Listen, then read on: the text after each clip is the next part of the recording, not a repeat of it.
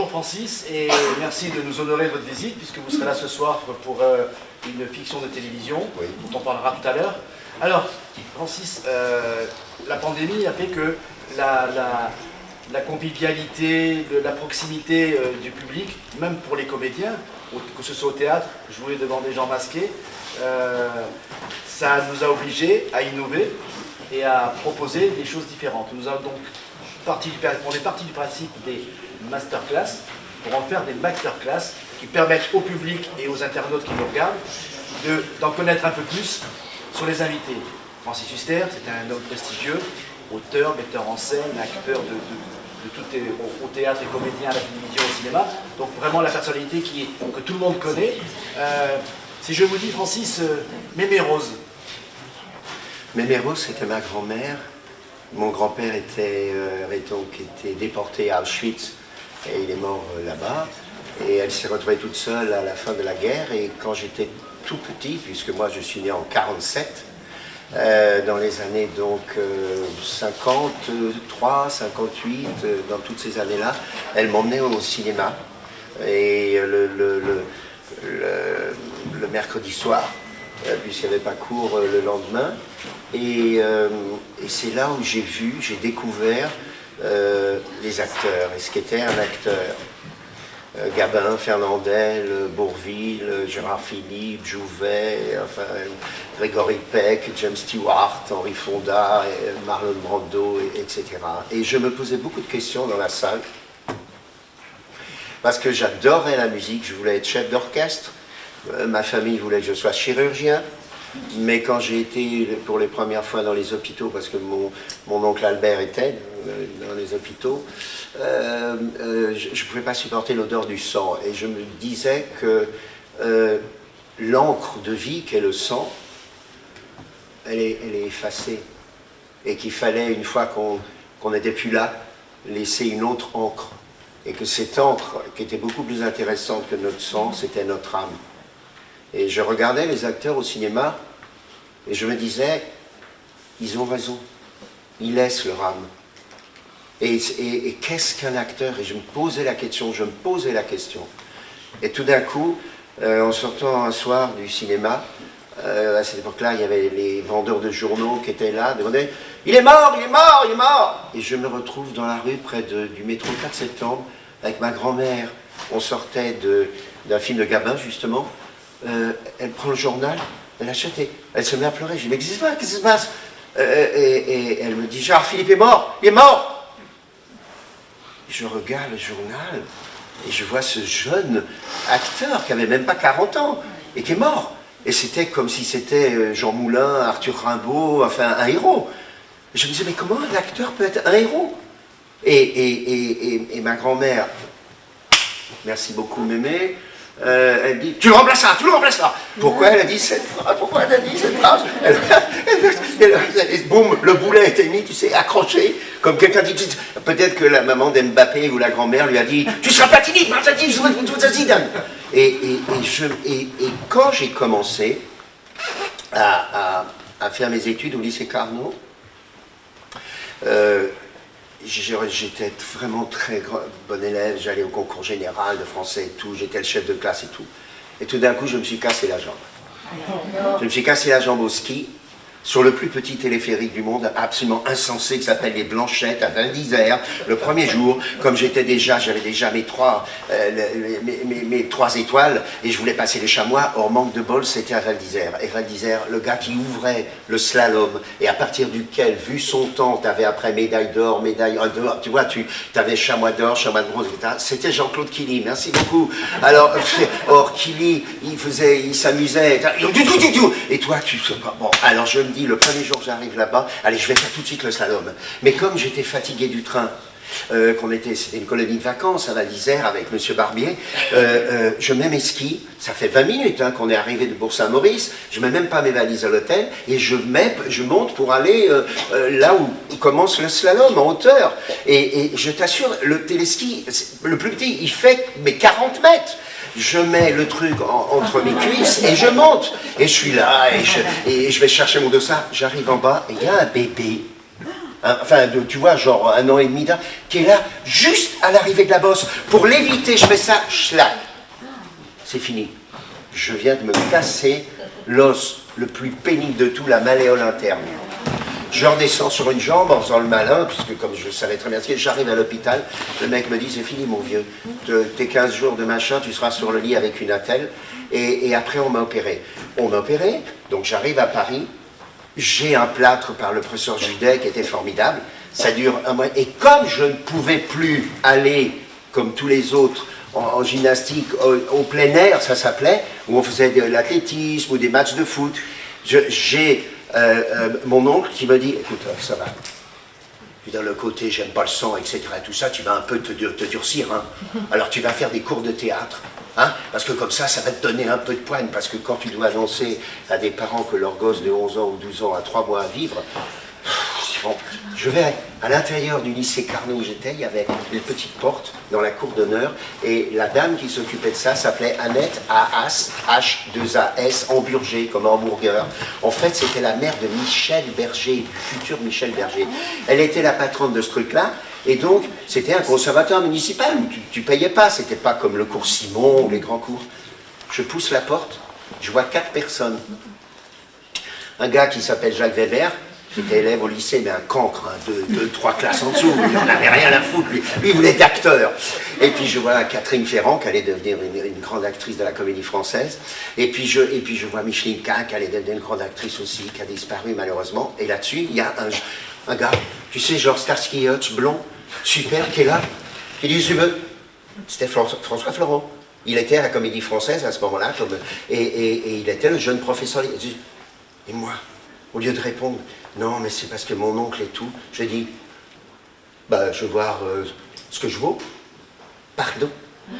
Tu m'apprendras la préface de Cromwell, il y a 15 pages. On va voir si tu as de la mémoire de Victor Hugo. Et je suis tombé au fur et à mesure des 2 mois de plâtre, j'ai compris ce que c'était un acteur. Vous savez quoi? Ce jour d'aujourd'hui, vous en rappellerez toute votre vie.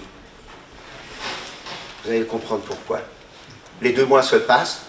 Bon, on m'enlève le plâtre à la clinique qui était vers Neuilly, le professeur Judet. Je suis là, je suis vachement content. Vachement content. C'était le matin, 7 h du matin. J'ai mon sac de classe pour le lycée Carnot. J'arrive et il y a un mur au lycée Carnot, comme ça. Tu ne le crois pas? J'arrive du métro, je suis comme ça, je fais ça, je me retourne et il y a un triporteur là-haut qui m'écrase le pied, le même pied, et qui me recasse le truc. Et je suis reparti pour 2 mois et demi de plâtre. C'est pour ça que j'ai une jambe plus petite que l'autre.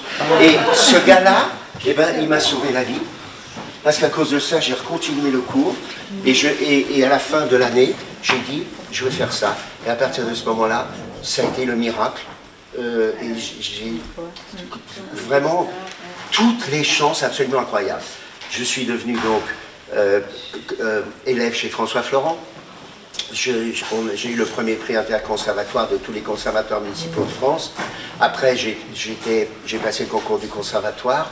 J'ai été reçu premier dans la classe de René Simon, puisque c'est lui qui choisissait en plus le major de l'examen. J'ai passé le concours du conservatoire, j'ai eu les 3 premiers prix. À cette époque-là, il y avait comédie classique, comédie étrangère et théâtre moderne. Et Pierre Dux m'a engagé à la Comédie Française. Et là, j'y ai passé 10 ans en jouant. Écoutez-moi bien, Francis, vous allez jouer tous les rôles de Gérard Philippe. Alors, j'ai tout joué, tous les Musset, les Corneille, les Molières et tout, et ça a été 10 ans où je suis tombé fou amoureux avec Isabelle Adjani, où je lui en ai voulu à mort de partir de la Comédie Française pour faire une carrière théâtrale, pareil pour André Dusselier, qui aurait été un acteur sublissime dans Beaumarchais, dans Shakespeare. Alors ils ont choisi la carrière cinématographique, moi je suis resté pendant 10 ans, et comme les films étaient obligés dans les films d'être précisément le 4 février jusqu'au 12 mai, la date était précise. Pierre Dux devait te donner un congé en disant bon ben vous jouerez, mais moi je jouais dans toutes les pièces. Et donc je n'ai pu tourner que dans les grandes séries de télévision qui elles étaient 2 mois ou 3 mois pendant l'été pour avoir tout. Finalement, au bout de 10 ans, quand Pierre Duc s'est parti, quand tout ça, j'ai fait 10 ans après de Compagnie Renaud Barreau, où Jean-Louis a été comme un père pour moi. Et après, 30 ans de tout. J'ai une étoile quoi, au-dessus de ma tête. Mais pour justifier, c'est ça que je voudrais dire aux jeunes qui nous écoutent, pour justifier, et je m'étonne que les footballeurs, on ne les oblige pas, tous, là, maintenant, Mbappé, tout le monde, tous les jeunes. Florent m'a appelé et m'a dit, écoute-moi bien, tu as 22 ans, tu as eu toutes les chances, tu vas être professeur chez moi, discute pas. Si tu refuses, tu es vraiment un salaud. C'est-à-dire que toi, qui as eu toutes les chances, tu dois tout de suite tendre la main aux jeunes qui, eux, n'en ont aucune. À quoi ça sert qu'il y ait un professeur de 50 ans ou de 60 ans qui a fait sa carrière et qui vient, voilà, il faut faire ça. Pas du tout. C'est toi. Parce qu'ils se diront en te voyant, mais pourquoi on ne le fait pas? On peut le faire. Et si des jeunes footballeurs sont avec Mbappé et tout, ils disent, mais on peut le faire. Là, tu as vu la fille qui vient de remporter à 18 ans, la Britannique a gagné absolument incroyable, partant des qualifications. Donc, j'ai dit à François Florent, et c'est pour ça que j'admire cet homme, je lui ai dit, je le fais, et je l'ai fait. Et résultat, on a créé une classe gratuite, où ils ne payaient pas. Il y avait un concours avec 600 ou 800 candidats, on en prenait 10 garçons, 10 filles, et ils avaient pendant 3 ans l'enseignement gratuit, parce que leurs parents, si jamais il fallait payer, ils n'auraient jamais accepté, quoi. Alors, et c'est toute la génération, on peut les citer, les 30, les 40 acteurs, de stars de la génération qui sont là maintenant, les 20 ans, les 30 ans, les 40 ans. Mais, chaque semaine, je réunissais, on appelait ça, justement pas masterclass, mais la classe d'ensemble, tous les élèves du cours. Et là, je leur expliquais mon opinion sur ce qu'était un acteur. Et c'est pour ça que je vais vous le dire, je vous en supplie, rappelez-vous de ça toute votre vie. On vous a expliqué ce qu'est un docteur, un chirurgien, un footballeur, il faut taper dans le ballon, vous savez tout. Vous êtes complètement ignare sur ce qu'est un acteur. Alors je vais vous le dire, ce pays, la France, les droits de l'homme, ce n'est pas les droits de l'acteur. Pendant des siècles, vous avez bien entendu, les acteurs chrétiens, baptisés, étaient jetés à leur mort dans la fosse commune. Adrienne Lecouvreur au 18e, non seulement elle est jetée dans la fosse commune, mais en plus on la prend chauve vive et terminée, au revoir. La seule solution, alors que tu as été baptisé, tu as fait ton mariage, tu as tes enfants baptisés, tu es chrétien, tu vas toutes les semaines. Écoute-moi bien, la seule solution pour qu'au moment de mourir, tu sois enterré, c'est de dire, écoutez bien, je renie mon métier de comédien. Donc ça veut dire que ce pays, jusqu'à la Révolution, il a donc considéré que les comédiens étaient le seul métier indigne. Depuis la Révolution, c'est exactement la même chose, sans qu'on les jette à la fosse commune. Mais pas la même chose humainement, la même chose intellectuellement. Comprenez bien, vous ne savez pas du tout ce qu'est un acteur. Moi, j'ai eu la responsabilité pendant 30 ans, 35 ans des acteurs, et j'ai essayé de leur expliquer ce qu'était un acteur. Je vais vous le dire. Un acteur, il joue une pièce de théâtre, ses parents, ses amis ou les gens ils viennent dans la loge. Oh, dis donc, quelle mémoire tu as! Espèce d'imbécile, tu n'as pas de mémoire, toi, dans la vie? Tu ne te rappelles pas ce qui s'est passé dans ta vie privée? Qu'est-ce que tu me parles de ma mémoire? La mémoire, ce sont des tiroirs dans une armoire, et suivant les trucs importants que tu ranges, tu sais que dans ce tiroir-là, il y a tout ce qui t'a bouleversé dans ta vie. Tu sais que dans le tiroir, il y a des trucs que tu ne veux plus jamais entendre parler. Tu sais que dans des tiroirs, tu ne sais même pas que c'est là, mais quand même un jour, il faudra y aller. Qu'est-ce qu'était ta famille? Qu'est-ce qu'étaient tes amis? Tu sais que là, il y a le tiroir de ton métier, où tu mets que les trucs bien, les autres, tu veux les... etc. Tout le monde a de la mémoire. Dire à un acteur quelle mémoire tu as, mais il faut te cingler. Le gars qui, dans une usine, c'est son corps a tellement enregistré, il a de la mémoire. Alors, c'est pas ça, un acteur. Je veux dire ce que c'est un acteur. Tu as le texte, tu l'apprends. C'est rien du tout. Ah, c'est rien du tout. Comment ça se fait que les professeurs ne vous ont pas appris qu'il n'y a que 3 mémoires? C'est-à-dire, tu as un ballon de foot, hein, ou une balle de tennis. Un ballon de foot, hein. Écoute bien. Tu sais très bien que si tu fais ça, ça va aller tout droit. Tu sais très bien que si ton corps est en arrière, comme les pénaltys, t'es trop là, la balle va aller en hauteur. Tu sais très bien que là, tu passes là. Tu sais très bien que là, tu fais ta là. Tu sais très bien tout ça, hein. Mais on vous a absolument pas dit ce qu'était la mémoire. C'est-à-dire, on a éduqué le corps. Tes bébés, on te prend à marcher, on t'apprend à reculer quand t'as peur, on t'apprend à foncer avec courage, on t'apprend tout. On t'apprend à t'écarter pour éviter. On vous a appris quoi sur l'âme? Non mais sérieusement, sérieusement. Donc ça veut dire qu'un acteur, c'est tout simplement quelqu'un qui, apprendre le texte c'est rien, qui, dans le texte, en tapant la balle, qui, avant le texte et après le texte, a 3 responsabilités. La première responsabilité avant le texte, c'est son âme. L'autre, il est en train de lui parler. Lui, il n'a pas encore parlé. Ou alors, il est en train de penser. Il n'a pas encore parlé. Et tu dois, en tant qu'acteur, avoir l'émotion de ton âme, la couleur de ton âme, à cause de ce qui se passe. Et la phrase, c'est la balle.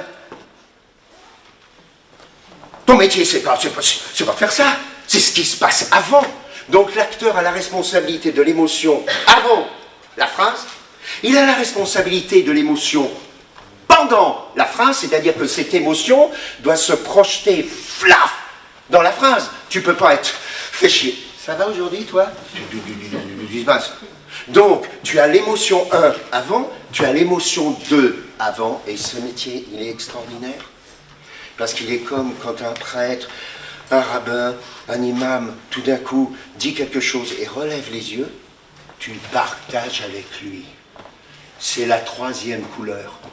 C'est celle où toi, tu as fait ton boulot, poum, l'émotion, poum, la phrase qui est projetée par l'émotion. Et le 3e truc, c'est le partage avec le public. Tu veux pas partager avec le public? Fous le camp. Fous le camp. C'est-à-dire, tu dis à quelqu'un, écoute, j'ai eu des analyses, t'en as pour 3 mois. Et tu regardes même pas ce que ça lui fait, bah, fous le camp. Là, tu es une émotion, tu la projettes et tu la partages. Et les mauvais acteurs, 80% des mauvais footballeurs, 80% des mauvais tennisman qui aiment le football, le tennis, qui aiment faire l'acteur et tout, et qui ne peuvent pas avoir ce qu'on appelle une carrière sportive ou artistique ou ce que tu veux, c'est tout simplement que ça, ils savent très bien. Ils ont appris à sortir l'émotion. C'est comme toi dans la vie, tu apprends à la sortir. Tu la poursuis, il n'y a aucun problème. Mais ceux qui savent partager, ça, c'est les grands acteurs. Et tu les aimes parce que quand tu es dans la salle de cinéma, ou que tu es dans la salle de théâtre, tu te dis, il me l'a donné et je lui redonne. Il me l'a donné et je lui redonne. Voilà, c'est ça le métier d'acteur. Et ce métier d'acteur, qui est donc un métier, tu sais, comme les musiciens, ce métier est un métier sublissime, parce que t'es une tulipe, tu restes une tulipe, t'es une marguerite, tu restes une marguerite, t'es un myosotis, tu restes un myosotis, t'es une rose, et que la grandeur de ce pays, c'est que chacun ne s'assimile pas, ne disparaît pas, ne se gomme pas, et s'intègre dans le jardin en étant lui-même. On ne va pas demander aux roses de devenir des demi-marguerites et aux marguerites de devenir des roses. Donc ça veut dire que chaque acteur, Gabin, c'est pas Belmondo, Depardieu, c'est pas Clavier, Auteuil, c'est pas Esther, Dussolier, c'est pas Las Palais, etc.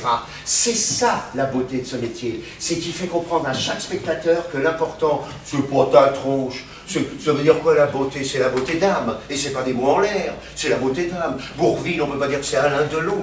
Oh, moi je les aime autant tous les deux. La beauté d'âme de ce mec-là est extraordinaire. Il m'a fait pleurer, moi, Bourvil.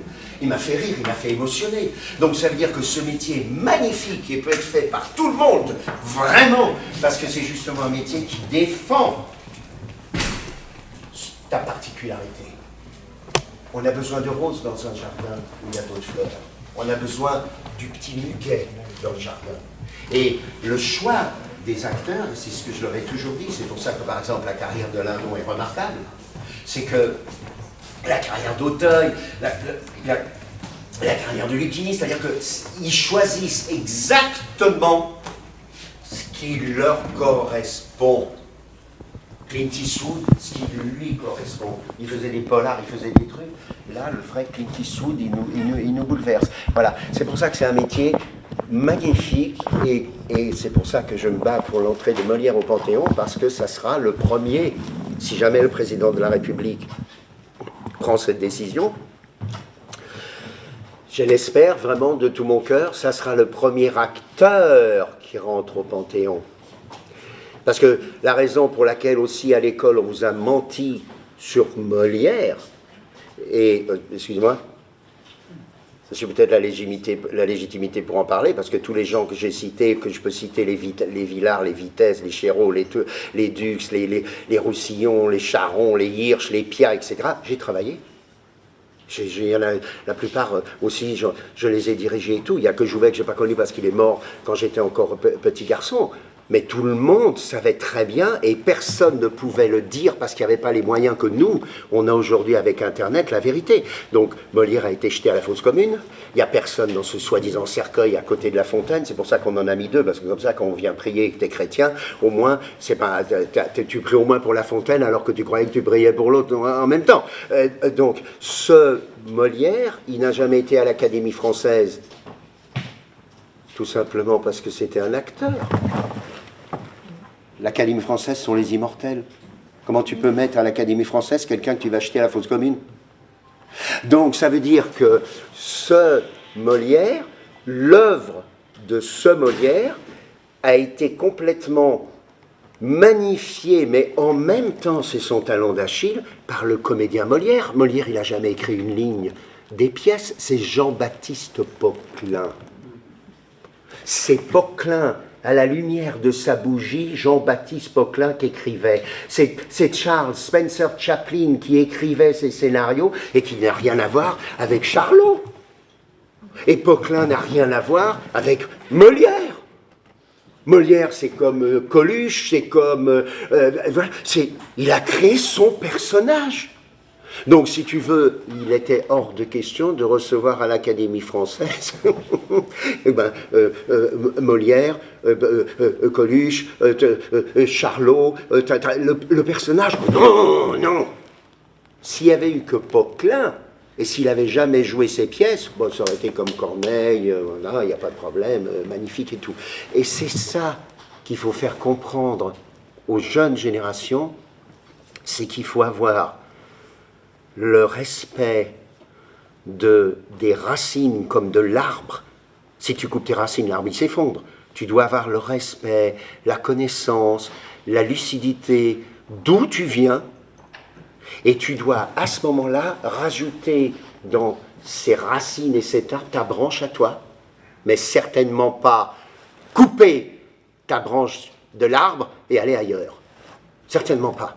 Et ce métier, il est magnifique dans ce sens-là. Et quand les acteurs te disent « Moi, les gens, tu comprends, ils m'aiment pas ou ils savent pas qui je suis. » Mais c'est tout simplement ta faute, c'est que tu n'as pas choisi ce que tu devais faire. Et la responsabilité d'un professeur comme d'un entraîneur, c'est de te mettre... Toi, tu es fait pour être numéro 9. Toi, tu es fait pour être numéro 2. Ouais, mais moi, ce que j'aime... Non, tu seras numéro 2 ou tu dégages d'ici. Toi, tu es fait pour être un comique. Toi, tu es fait pour être un jeune premier. Quelqu'un qui amène la beauté et les gens s'incarnent en toi. Toi, tu es fait... Non, mais moi, c'est ça. C'est le secret de ce métier. C'est pour ça que j'ai toujours défendu les cours de théâtre, parce que c'est la seule solution pour que tu puisses, des fois c'est le professeur, des fois c'est les auteurs eux-mêmes quand tu travailles leur texte. Moi je veux faire du Tchekhov. Pourquoi?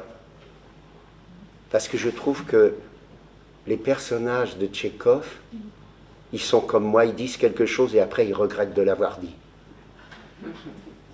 Alors fais du Tchekhov. Donc, et c'est pour ça que ce métier est magnifique.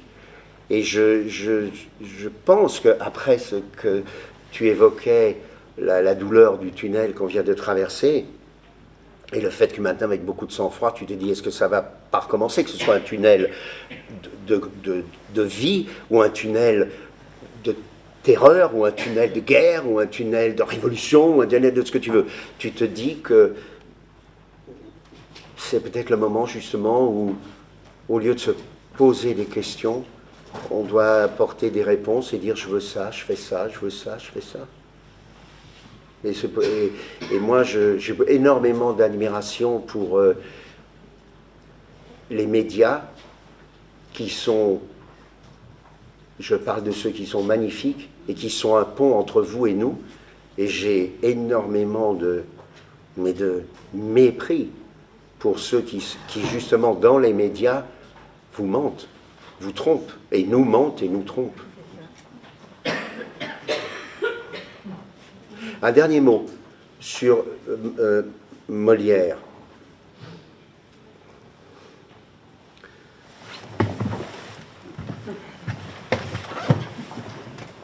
Je m'éloigne parce que c'est un mec. Je vais vous dire, Molière a été mis en scène et interprété par des hommes. 99% étaient des metteurs en scène hommes pendant des siècles. Les acteurs phares étaient des hommes, et ces ballots ont donc fait des pièces de Molière des pièces machistes et d'hommes. On a l'impression que Molière, tous les héros sont les hommes. Mais sérieusement, on a l'impression que le gars, il écrivait pour lui d'abord, pour jouer son rôle majeur, hein, le rôle phare, et puis l'autre pour faire la comédie, pour faire le comique, pour tout ça, puis que bon, tout d'un coup, il y avait une scène pour une femme, et puis tout d'un coup... C'est exactement le contraire. Et c'est pour ça que je pense qu'il va y avoir une révolution avec les pièces de Molière. Marivaux ne lui arrive même pas à la cheville. Marivaux, c'est très beau, c'est la jeune fille, c'est l'âme, on a l'impression que c'est un théâtre féminin. Pas du tout, c'est parce qu'il écrivait pour l'actrice Sylvia, dont il était fou amoureux, et il écrivait des rôles, etc. Et les rôles d'hommes n'ont quasiment aucun intérêt. Il se trouve que ni Beaumarchais, ni Racine, ni Corneille, ni les autres n'ont fait ce que Molière a fait, c'est-à-dire qu'au lieu de prendre des princesses, des reines, des rois, il a pris des femmes, vous vous imaginez, au XVIIe. C'est comme si aujourd'hui il y avait un Molière qui écrivait dans certains pays et qui donne le rôle principal de ses pièces aux femmes. Dans Le Misanthrope, c'est pas Alceste et Philinte et Oronte les rôles principaux, c'est Célimène et Arsinoé. Et ce que disent Célimène et Arsinoé, c'est inimaginable pour l'époque. Agnès de l'École des femmes, son rôle, mais c'est elle l'héroïne de la pièce. C'est pas Arnolphe et Cléante. L'Avare, c'est pareil. C'est pas Harpagon le héros de la pièce. Et dans chaque Tartuffe, Elmire, elle est là, elle a l'âge de la fille de Orgon, elle a 20 ans de moins que lui, elle a le même âge que la fille d'Orgon qui a 20 ans aussi, et le fils. Et il y a ce gars, Tartuffe, cette ordure, qui arrive là et qui veut se la sauter. Le rôle de Elmire, c'est la pièce. La pièce devrait s'appeler Elmire. Et tout est comme ça. Et je pense que dans les 10 ans à venir, quand 99% des metteurs en scène de Molière seront des femmes, on s'apercevra que les héroïnes de Molière ont fait avancer ce pays comme aucune. Les héroïnes de Hugo, tout Hugo qu'il est, c'est des ramasse-serviettes. Ruy Blas, la reine et tout ça, c'est pas elle qui assassine Salluste, hein. C'est pas elle qui fait quoi que ce soit. Et puis pareil pour les héroïnes. Alors que Molière, Beaumarchais, Rosine et la Comtesse, on n'en parle même pas, hein, balayé. Et c'est ça, à mon avis, qui va faire le très grand succès de Molière.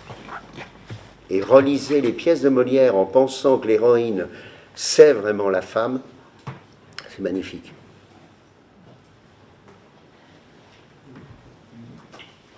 Je vous ai pris la tête, hein. Ou non, parce que ça s'appelle Masterclass, mais c'est vraiment la formule idéale, parce que j'ai juste posé une question, et on a eu une réponse, une question de 3 secondes, a nécessité une réponse, et c'est tout l'intérêt, c'est-à-dire que, vous vous rendez compte la chance que vous avez là? d'avoir c'est un cours en plus. C'est pas une présentation, c'est un cours. On a vu le personnage, l'auteur, la leçon de vie, de laisser une trace, en fait. C'est-à-dire, ce que je veux dire aussi, la question qu'on se pose souvent, c'est comment ça se fait qu'un acteur, la question, la différence entre le cinéma et le théâtre, c'est pour ça qu'Alain Delon, il dit que au théâtre, on est comédien, au cinéma, on est un acteur. Je ne suis pas d'accord avec Alain sur ça. Je pense que, et au théâtre et au cinéma, c'est ce qui en fait la grandeur, c'est qu'on doit être soi. Parce que le rôle, il sera joué par 300, 400 acteurs, Hamlet, le Cid, Cyrano. Donc tu ne peux pas dire « je suis le rôle ». C'est pas vrai, tu n'es pas le rôle. Le rôle, il est un fleuve. Tu ne peux pas arrêter l'eau. Donc toi, tu es celui qui tout d'un coup, paf, est jeté dans le fleuve, où tu t'effondres comme une pierre, où tu flottes. Et c'est magnifique. Et tu ne flottes que si tu es toi-même. César, c'est pas César, c'est Rému qui tout d'un coup est là devant toi.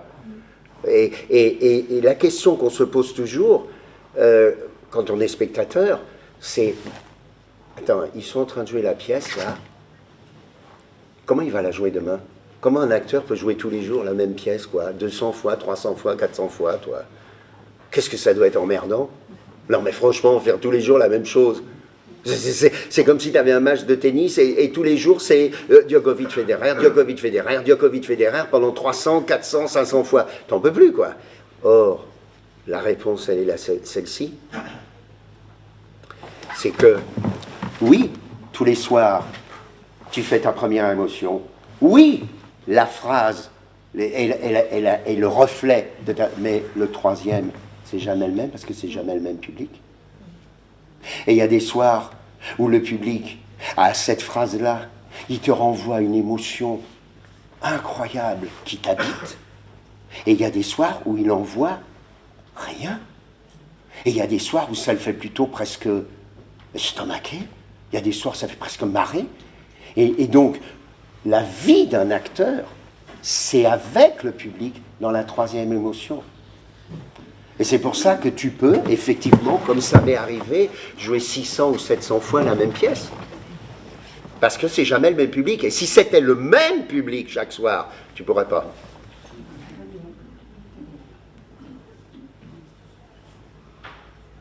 Est-ce qu'il y a quelqu'un qui a une question à me poser? Il va y en avoir plein. Ah, la dame là-bas. Moi, je pense qu'on pourrait, parce qu'on n'est jamais tout à fait le même tout le temps. Vous-même, en tant que public? Oui. Donc, un jour, on réagira à une chose, et puis un autre jour, on vient avec une autre émotion, un autre vécu, et puis ça pourrait être le même public, mais qui ne réagit pas à la même chose. Eh bien, je te donne une médaille d'or. Une étoile. Tu as parfaitement raison. C'est pour ça qu'on peut revoir 2-3 fois un même film, etc. Absolument.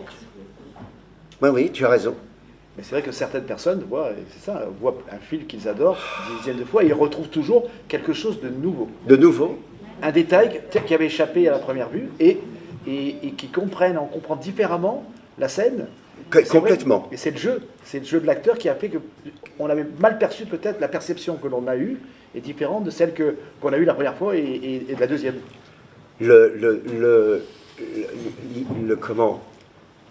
L'histoire du cinéma, ce qui est très intéressant, tu sais, on devrait faire un bouquin là-dessus, c'est quels sont les acteurs qui auraient dû tourner ce film et qui ne l'ont pas tourné. Et pourquoi c'est cet acteur-là ou cette actrice-là qui a tourné le rôle alors que ce n'était pas du tout pour elle. Et c'est hallucinant. Par exemple, Breakfast for Tiffany, le film avec George Peppard et Audrey Hepburn, comment il s'appelle en français? Oui, non, pas Diamant sur le canapé, c'est un autre titre. Il s'appelle, mon Dieu, je connais que ça. C'est Marilyn Monroe qui devait jouer le rôle.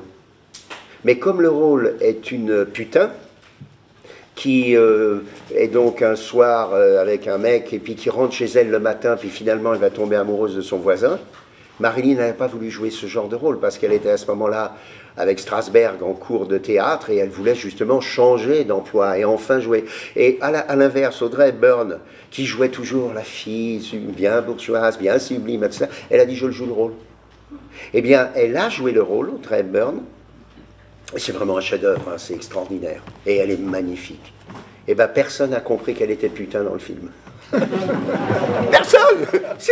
Tu parles du film, personne. C'est mon Dieu, comment c'est le titre français? Si quelqu'un peut regarder sur Internet, Audrey Hepburn, Breakfast for Tiffany, voilà.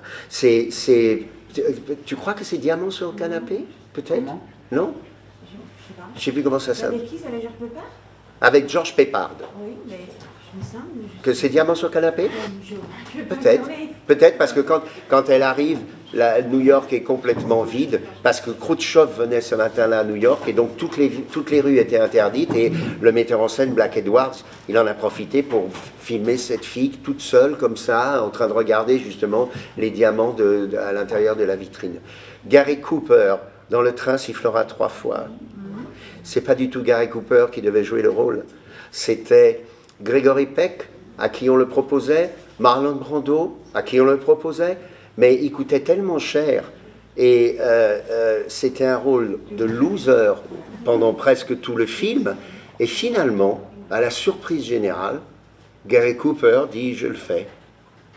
Il accepte le cachet, il tourne le film, et c'est un chef-d'œuvre inimaginable, le train sifflera 3 fois, tout simplement parce que Gary Cooper avait un jeu d'acteur du visage. Cet acteur était capable, regardez dans les films, d'avoir 6 ou 7 expressions dans le même gros plan. À un moment, il voit Grace Kelly qui est prise par le bandit et il le regarde à travers la vitre. Je vous assure, il a 7 sentiments différents. Et il est magnifique dans le film, cet homme abandonné par tout le monde et qui se retrouve tout seul. Et il est magnifique parce qu'on se dit que c'est crédible qu'on abandonne Gregory Peck. Et lui, il s'est dit, et moi je sais, puisque j'en ai parlé avec Brando justement de cette histoire, parce que je lui ai dit, mais pourquoi vous avez refusé ce rôle absolument génial? C'est que Hollywood avait abandonné Gary Cooper. Et donc il s'est retrouvé dans le rôle, comme quelqu'un qui avait été abandonné par les autres. Et il a eu l'Oscar du meilleur acteur pour ce film. Un truc extraordinaire aussi, Sergio Leone.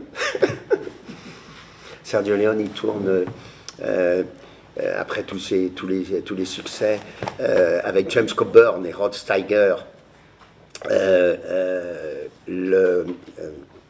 ce film, moi je connais les noms américains, pour la Révolution. Il était une fois la Révolution. Alors, il y a une scène, il était une fois la Révolution, il y a le train qui arrive avec tous les soldats, avec Stein et tout, et James Coburn et Rod Steiger attaquent le train, ils le font dérailler, etc. et tout. Et donc, à cette époque-là, il n'y avait pas du trucage d'aujourd'hui. Donc, Léon, il est 11 heures, tu vois, là, il faut le soleil qui soit haut, parce que sinon il allait taper dans le soleil de midi. Et donc, Léon vient avec le général mexicain, puisque c'est l'armée mexicaine, la véritable, qui est sur le train et tout. Et il y a les caméras qui sont là, puisqu'on ne peut faire qu'une prise, hein. Après ça saute, et puis c'est fini, hein. Donc, Léon est là, il dit, bon, alors, expliquez-moi, général, comment vous allez faire? Dites-moi exactement, qu'on ne se plante pas. Et le général dit, c'est très simple, c'est très simple. Donc il y a les rails, le train va arriver, vous lancez vos acteurs, les caméras, et moi, avec mon foulard, je fais ça, et tout saute, et tout saute. C'est-à-dire que les gars en bas ont cru que le général faisait le signe. Et ils ont fait tout sauter. Et alors attends, l'extraordinaire, c'est Sergio Leone, qui prend un temps, qui est là, qui dit, cantine. C'est extraordinaire, tout ce qu'il a dit, extraordinaire, incroyable. Non mais il y a des histoires qui sont tellement fabuleuses, de destins incroyables. Par exemple, le dernier tango à Paris, il y a des essais pour trouver le duo, le jeune duo, parce qu'en fait dans le scénario, le duo principal c'était le duo des jeunes. Et tout d'un coup arrivait Jean-Louis Trintignant qui devait jouer le rôle, et qui avait une histoire avec cette fille, l'actrice. Et donc au départ, il avait été décidé que ce soit Jean-Louis Trintignant et puis Jean-Pierre Léaud, et on cherchait, Bernardo cherchait, Bertolucci, il cherchait l'actrice pour faire duo. Donc on fait des essais. Et puis tout d'un coup,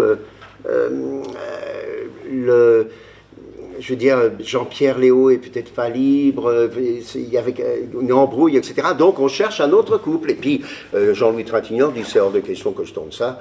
Il venait d'être génial dans le conformiste avant, et il dit je tourne pas ce rôle-là. Non, voilà, chercher un autre acteur. Et il n'y a pas d'acteur. Il y a des essais, il y a un couple qui est choisi, Marianne Schneider et un autre acteur. Et donc, il est décidé que ça va se tourner, on cherche toujours. Et tout d'un coup, Marlon Brando, parce que il venait de faire Le Parrain et qu'il adorait Paris, qu'il a passé sa jeunesse à Paris, il vient donc, il accepte de jouer le rôle de Jean-Louis Trintignant, où il est tellement génial qu'il va avoir l'Oscar. Et tout d'un coup, Jean-Pierre Léaud revient. Et donc le couple, c'est Jean-Pierre Léaud, Maria Schneider et Marlon Brando. Qui est l'acteur qui avait été choisi pour jouer le rôle? 1, 2, 3, 4, 5... À 10, vous êtes perdants. Hein? 6, 7, 8, 9, 10... Et je me souviens de la discussion que j'avais avec Gérard Lebovici, où je lui dis j'aime tellement Bertolucci et tout. Oui, mais c'est Jean-Pierre, il n'y a aucun problème. Jean-Pierre devait faire le film, il le fait, et il le fera. Mais bon, écoute, t'as peur de l'avion? Je dis, je déteste ça. Qu'est-ce qu'il y a? Dux veut te parler. Je vais à la Comédie Française. J'ai Pierre Dux. Asseyez-vous. Vous prenez l'avion demain pour aller à Hammamet. Hammamet. Vous prenez l'avion pour aller à Hammamet. Vous descendrez à Rabat et puis vous ferez tout le pays, puis vous irez à Hammamet. Il y a Franco Zeffirelli qui vous attend. Je dis pourquoi? Parce qu'on va faire Lorenzaccio. Vous et moi. Je jouerai Strozzi, me dit Dux, l'autre rôle principal, et il veut vous voir pour Lorenzaccio. Je dis, vous venez avec moi? Non, je déteste l'avion. Boum. mais lui, il détestait l'avion depuis Dunkerque. Donc je prends l'avion tout seul. J'arrive à l'aéroport, il y a un chauffeur de taxi qui est là avec une pancarte, Comédie Française, il y avait FH, Comédie Française, je lui fais signe, très gentil, monte, une voiture quand même un peu cabossée, tu vois. Il écoutait la radio, il parlait, il s'arrêtait, on a fait 4 ou 5 stations d'essence, et enfin on arrive à Hammamet, et la voiture monte, tu sais, en hauteur comme ça, et quand elle arrive à la hauteur là-haut, je vois une espèce de plaine, une dizaine de grues de cinéma, de caméras, à peu près 10 000 figurants du temps de Jésus-Christ, des crucifix,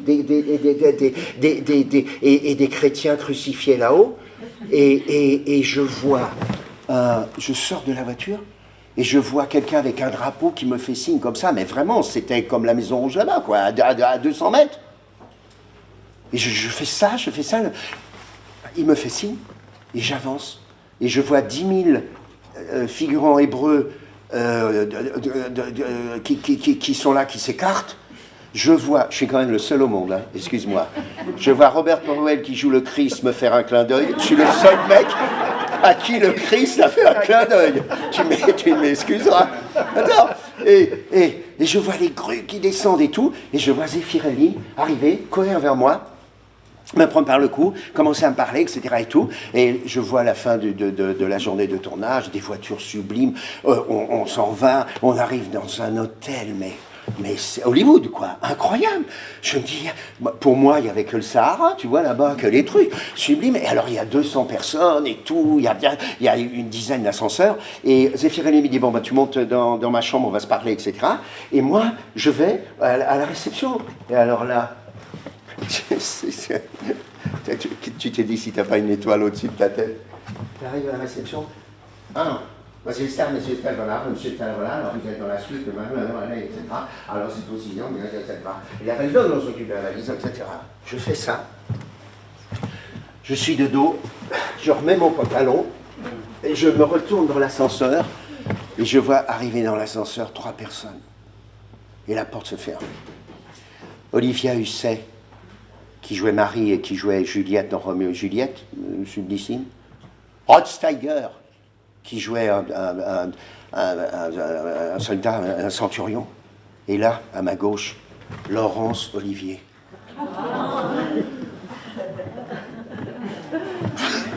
Et tu montes dans l'ascenseur et t'as Laurence Olivier et t'oses même pas le regarder, tu vois.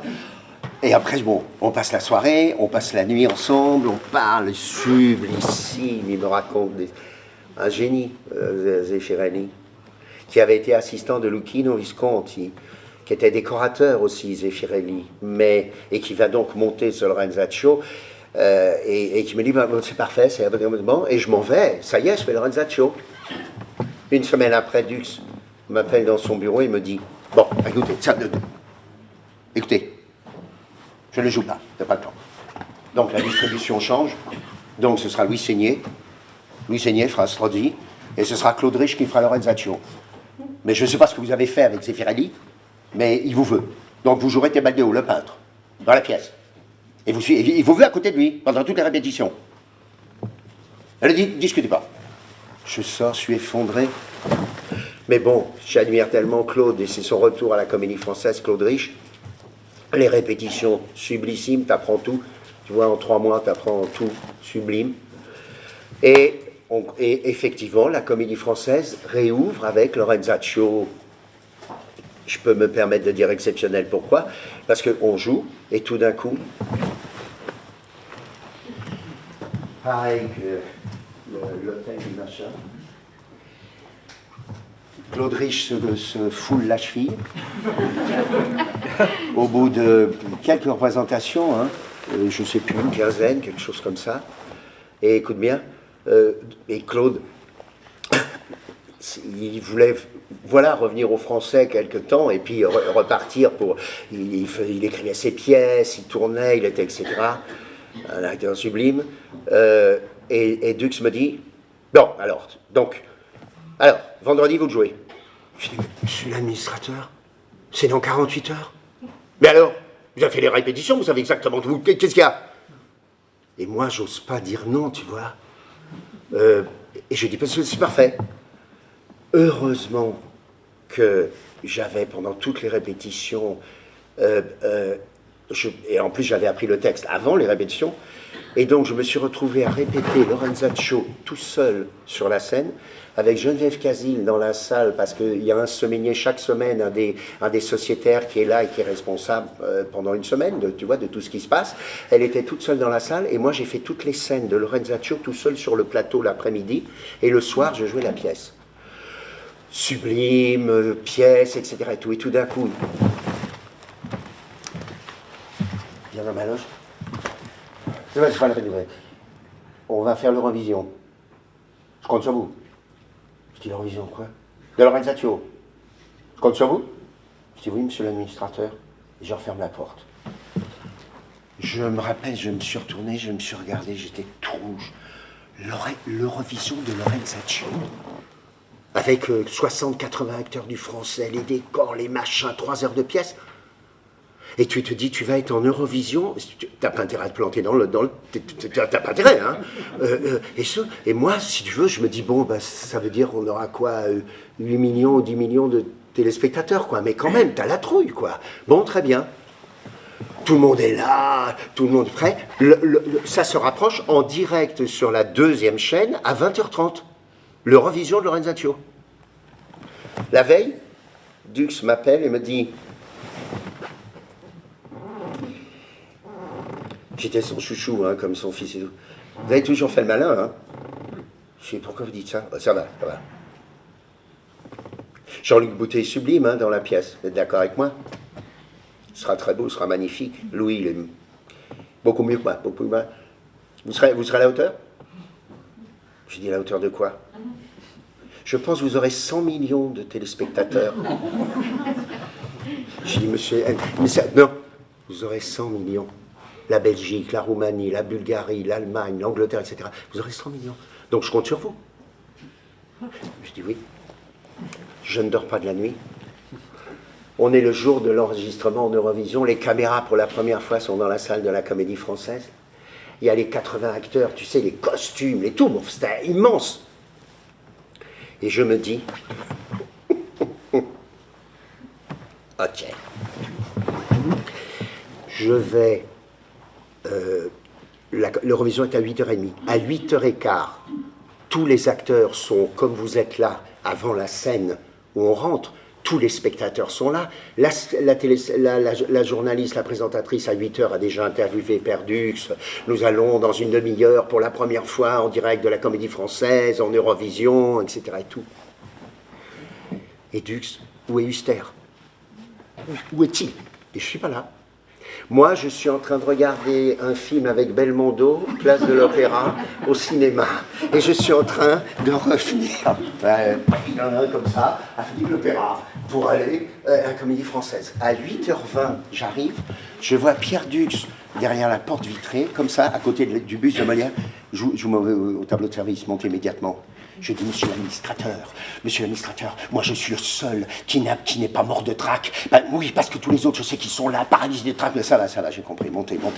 Je vais à pied, parce qu'à cette époque-là, j'étais pas encore sociétaire, et les pensionnaires, ils devaient monter l'escalier à pied, alors que les sociétaires, ils pouvaient monter dans l'ascenseur. Donc je monte les 4 étages, donc...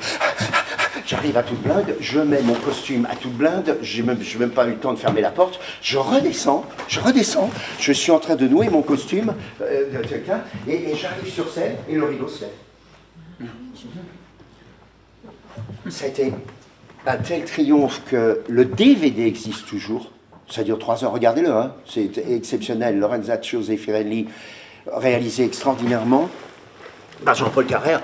Ça a été sublime. Le rideau se baisse, triomphe, tout ce que tu veux.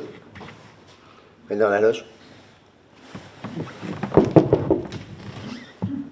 Perdux. J'ouvre la porte.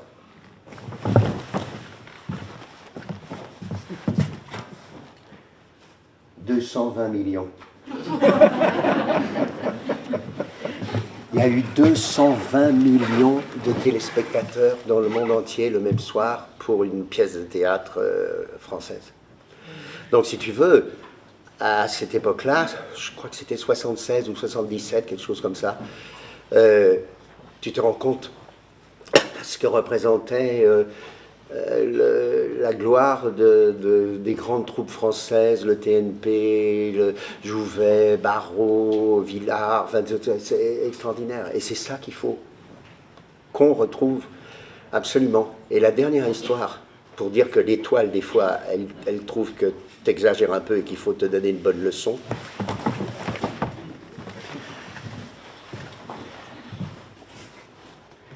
Je joue Les Caprices de Marianne, le rôle d'Octave, qui était un des rôles sublimes au TNP déjà à Philippe. J'ai eu la chance de le jouer dans une mise en scène sublime de François Beaulieu, à la Comédie Française, donc avec Ludmilla Michael, des acteurs, Georges Descrières, etc. Enfin, une distribution sublime. Et je joue donc le rôle d'Octave. Et à la première scène, c'est Célio qui est l'amoureux de Marianne, et Octave arrive juste après, et c'est le carnaval. Donc ils avaient eu la bonne idée, le metteur en scène dans un décor extraordinaire, ça aussi c'est en DVD, de me mettre en costume de femme, avec un masque.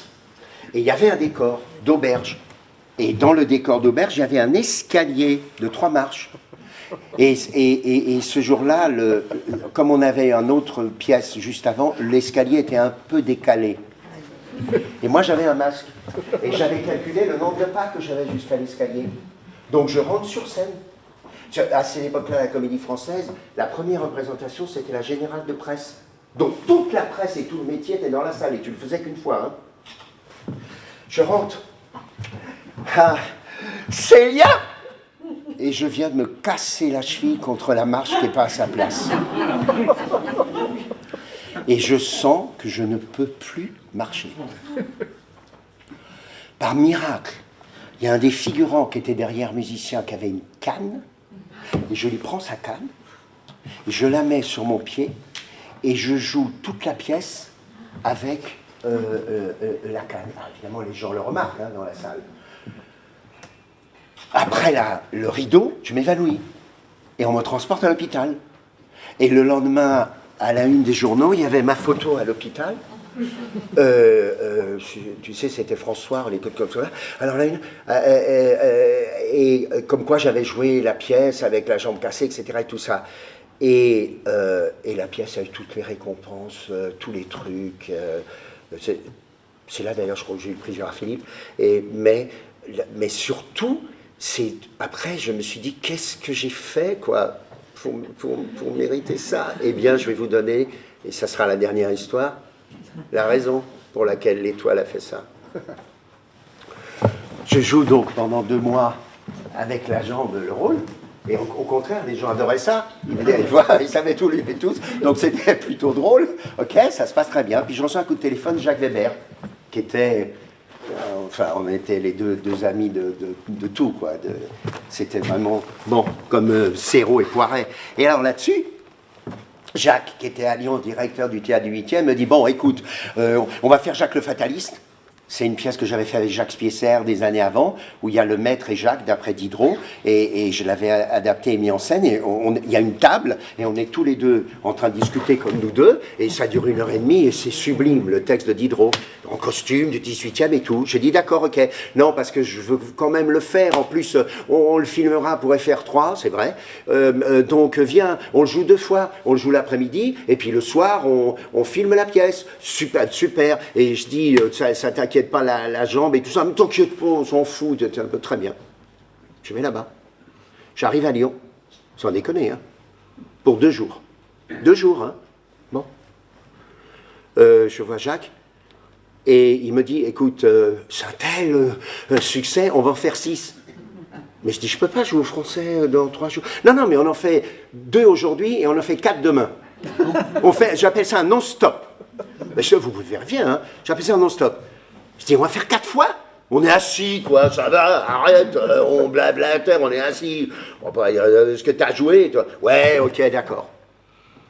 On a joué 6 fois, mais le problème, c'est qu'on fait la première représentation, et donc, comme c'est l'après-midi, c'est une matinée classique. Il y a la table, il y a un poulet, il y a un couteau, on est un bouffe, hein, moi, le maître et Jacques. Jacques, il arrive. Il y avait, je sais pas, 1200 places, 1300 places, c'était énorme, bourré, que des jeunes, lycéens et tout. Alors, Jacques, alors, il s'assied, je m'assieds moi, donc de l'autre côté, puis on commence à parler. Or, comme c'était le début, les cars, ils arrivaient et tout, il y en avait 1 ou 2 qui étaient en retard. Alors, mais arrête de prendre pas ma place, et ils discutaient, enfin, ils s'asseyaient, ils faisaient un peu de bruit, quoi. Bon, très bien. Jacques, qui est quand même Jacques Weber, est le patron du lieu, hein. Quoi? Assez! Et il vient de se planter le couteau dans le doigt. Non mais sans déconner, hein. Chut, le sang. Il sort. Il sort. Moi je me dis, il va revenir. Il n'est jamais revenu. Donc, ça veut dire que j'ai été obligé de jouer toute la pièce, les 2 rôles. Oui, en disant, mon maître, vous auriez pu me dire comment, Jacques, et pour quelle raison. Et je vous aurais dit, mais monsieur, voyons, enfin. Et alors, dans la salle, c'était comme ça. Et je crois que 80% des jeunes, ils se sont dit, c'est la pièce. C'est la pièce, le maître il fait ça, et l'autre il raconte ses salades. Voilà la raison pour laquelle la bonne étoile m'a fait casser la jambe pour que je puisse faire ce truc-là. Mais durant toutes les carrières, il y a toujours des coups du destin qui te disent que ta bonne étoile, elle est toujours là. J'ai très bien connu, je finis vraiment avec ça, j'ai très bien connu Jean Gabin, bien sûr, et Arletty. Et Arletty, pourquoi je l'ai bien connu? Parce qu'un jour, je suis justement en train de jouer Lorenzaccio, je suis en train de me démaquiller, d'être là, puis j'entends, je dis, qui c'est? Molière. Arrête, Jacques, j'arrive, Molière. J'étais persuadé que c'était Villeray, qui me faisait une blague. Je vais ouvrir la porte, j'ai vu une dame, élégante comme ça, et qui me dit je suis votre sage-femme. Je dis quoi? Et elle me sort une photo de moi en 1947. Les infirmières prenaient leur bébé et elles posaient à 2 ou 3 avec le bébé au cas où il deviendrait célèbre ou quoi que ce soit. Et cette femme me sort sa carte d'identité et elle s'appelait, je vous en donne la parole d'honneur, Renée Barbini Molière. Je commence à discuter avec elle, adorable et tout, et elle me dit, vous savez, il y a quelqu'un qui vous aime beaucoup, vous êtes son acteur, elle vous suit depuis le départ, c'est Arletty. Oh, je dis, Arletty. Et elle dit, vous voulez la voir? Je dis, ben oui. Eh ben, je m'en occupe. Elle m'envoie une lettre, et je vais voir Arletty. Elle était aveugle.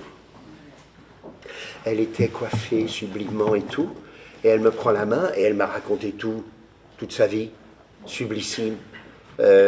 Sacha Guitry, Gabin, Carnet, tout le monde. Et elle m'a raconté cette anecdote.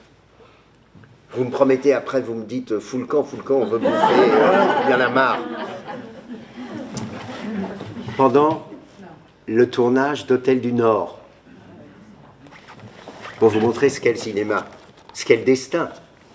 Arletty, elle avait déjà tourné Le jour se lève avec Jean Gabin, qui est là-haut, hein, qui a tué Jules Berry, etc., qui est là-haut et que la police vient.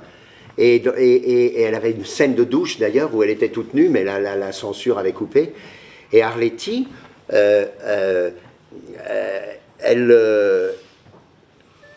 s'était appelée Arletty, dans ce qu'elle m'a raconté, tout simplement parce que son père, il s'était fait écraser. Il était cheminot, il s'était fait écraser. Et elle a donc été obligée, pour vivre, de faire des photos de mode. Et elle allait au boulevard des Capucines, à côté de l'Opéra, et il y a un gars, elle était magnifique, et il y a un gars qui dit « Alors, viens là, je te fais passer une audition !» C'était le gars du théâtre des Capucines, qui est là, et qui dit « Viens !» Ça, il l'amène à l'intérieur, elle monte sur scène, « Chantez quelque chose !»« Je sais pas chanter. » Ben, chante, fais n'importe quoi. « Ah, tu m'emmerdes, it's a long way, quand t'es pas Harry, it's a long way, you go, ça te va? Je t'engage, comment tu t'appelles? » Et elle voulait pas dire son vrai nom. Donc, elle était pour aller voir ce truc, pour faire ses photos, elle lisait Maupassant. Et elle lisait une nouvelle de Maupassant où l'héroïne s'appelait Arlette. Et machinalement, elle dit « Arlette !» Oh, c'est moche. T'appelleras Arletty. Parce qu'elle venait de chanter Tout est pour Harry, le mec a dit « Ah bah Arletty !» C'est comme ça qu'elle s'est appelée Arletty. Elle tourne, elle fait du cabaret et tout, elle tourne et elle se retrouve donc à tourner Hôtel du Nord où elle joue donc la pute de l'Hôtel du Nord, dont le maquereau est Louis Jouvet. Et Jean-Pierre Aumont et Annabella viennent dans une chambre pour se suicider tous les deux et puis ils vont rater leur suicide. Et donc, à cette époque-là, il n'y avait pas des vrais scénarios. C'était, tu sais, on te donnait la scène la veille, tu avais 3, 4 pages, 5 pages, parce qu'il y avait des vrais dialoguistes sublimes qui tout d'un coup réécrivaient, refaisaient tout le monde très bien. Et pendant qu'elle était assise, parce qu'ils n'ont pas du tout tourné dans le vrai Hôtel du Nord, ils étaient au studio, et pendant que Jean-Pierre et Annabella tournaient, eux ils étaient là, et elle était à moitié, elle était en nuisette, à moitié nue, et elle était en train de se mettre du vernis à ongles.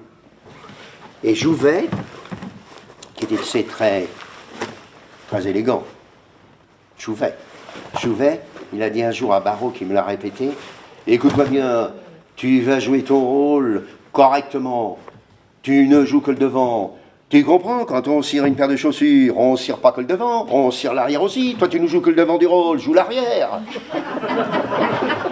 Et alors l'extraordinaire, c'est la fin. Ne dis pas ce que le rôle pense ou ce qu'il dit, dis ce que toi tu penses du rôle, tu comprends? Bon. Et alors il était en face de l'armoire, et il était en train de comme ça, en gilet et tout, en train de se peigner, etc. Tout ça, et il lisait sur la table, où il y avait le vernis et où Arletty, il lisait les 3 feuilles du lendemain. Et ce qu'il aimait, et c'était tout le temps comme ça à cette époque-là, c'était la dernière phrase de la scène. Tu sais, de finir par un dialogue qui, boum, paf, pouf, paf. Bizarre, vous avez de bizarre, comme c'est bizarre. Tu vois, t'as de beaux yeux, tu sais. Bon, et là, il lisait la scène où il fout le camp à la Varenne pour faire avec sa canne à pêche et Arletty sur le pont, et il disait, il n'y a pas de chute, il n'y a pas de chute. Il n'y a pas de chute, il n'y a pas de chute, il n'y a pas de chute, il n'y a pas d'atmosphère. Et il va vers l'armoire. Et pendant qu'il soif, Arletty, machinalement, fait atmosphère, atmosphère, atmosphère. Et puis, atmosphère, atmosphère. Elle a dit doigt de pied, elle l'a dit 30 fois. Jouvet, qui est là, dit rien. Il revient, il se met là, elle m'a raconté. Il se met les mains comme ça, il attend, il dit rien. Elle sent qu'il est là, elle se retourne et il lui dit ta gueule. Et c'est Arletty qui a fait ta gueule, est-ce que j'ai une gueule d'atmosphère? Et c'est Jouvet qui a dit c'est la chute. Et c'est extraordinaire. Et c'est comme ça que c'est devenu la plus célèbre réplique du cinéma mondial. C'est incroyable. Bon, foutez-moi à la porte parce que sinon ça va durer jusqu'au moment.